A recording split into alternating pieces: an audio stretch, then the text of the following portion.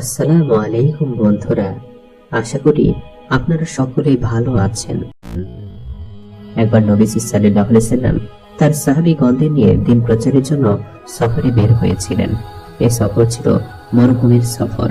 ফলে সারাদিন পথ চলার ফলে সকলেরই প্রচন্ড পানির পিপাসা লাগলো, কারণ তাদের কাছে পানি যে সংগ্রহ ছিল তা সব শেষ। তাই সাহাবীগণ প্রচন্ড তৃষ্ণার্ত হয়ে নবীজি সাল্লাল্লাহু আলাইহি ওয়াসাল্লামকে জানালেন, আমাদের কাছে যে পরিমাণ পানি ছিল তা শেষ হয়ে গিয়েছে, এখন আমরা কি করব?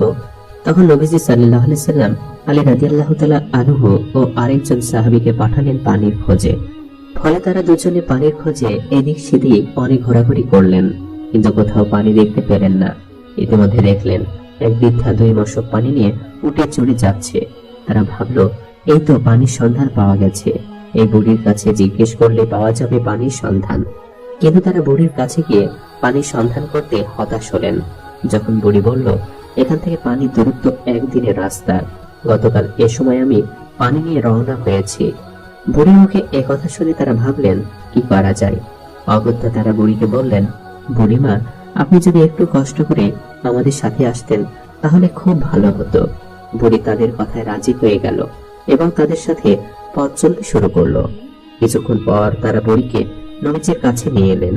নবীজি সাল্লাল্লাহু আলাইহি ওয়াসাল্লাম বুড়ির মশকের মুখ খুললেন এবং সেখান থেকে একটি পাত্রে কিছু পানি ঢেলে নিলেন। সেখান থেকে নবীজি সাল্লাল্লাহু আলাইহি ওয়াসাল্লাম মুখে একটু পানি নিলেন এবং সেই পানি আবার মশকের মধ্যে ঢেলে দেওয়া নিলেন।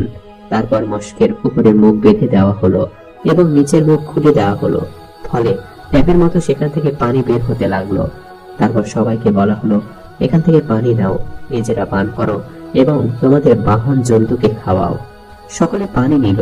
2 মশকে কতটুকু আর পানি থাকে, কিন্তু ওই 2 মশক থেকে কাফেলার সকলে তাদের প্রয়োজন মতো পানি নিল, যেভাবে আমরা কল থেকে পানি নেই।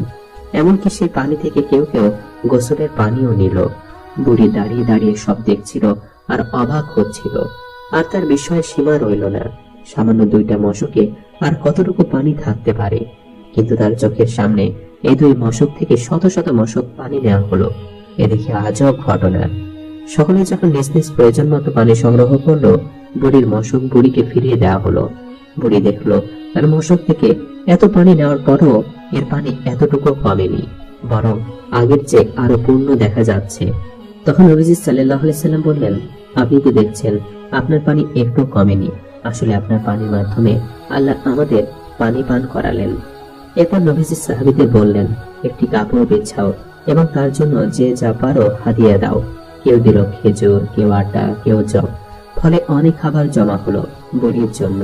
এগুলো বুড়িকে হাদিয়া স্বরূপ দেওয়া হলো। বুড়ি তো মহা খুশি। বুড়ি ভাবলো, আমার পানিও একটু কমলো না, আবার পেলাম এতগুলো খাবার। ফলে মনের সুখে বুড়ি রওনা হলো বাড়ির দিকে। বুড়ি যখন বাড়িতে পৌঁছলো ততক্ষণে বেলা পড়ে গেছে। সকলে তার দেরি হওয়ার কারণ জিজ্ঞেস করলে বুড়ি তখন তাদেরকে সব খুলে বলল।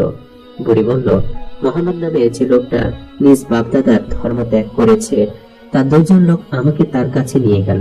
তারপর ঘটলো আজব এই ঘটনা। সকলে তো শুনে তাজ্জব। বুড়ি আরো বলল, আল্লাহর কসম, আমার সব দেখে মনে হয়েছে সে হয়তো পৃথিবীর সবচেয়ে বড় জাদুকর, অথবা সত্যি সে আল্লাহর প্রেরিত রাসূল। এরপর থেকে মুসলিমরা ওই বৃদ্ধার এলাকার আশেপাশের এলাকায় অভিযান চালাতো, কিন্তু বুড়ির এলাকায় আক্রমণ করতো না। এ দেখে বুড়ি নিজ কওমকে বলল, আমার মনে হচ্ছে তারা ইচ্ছাকৃতভাবে তোমাদের এড়িয়ে যাচ্ছে, তোমাদের উপর আক্রমণ করছে না।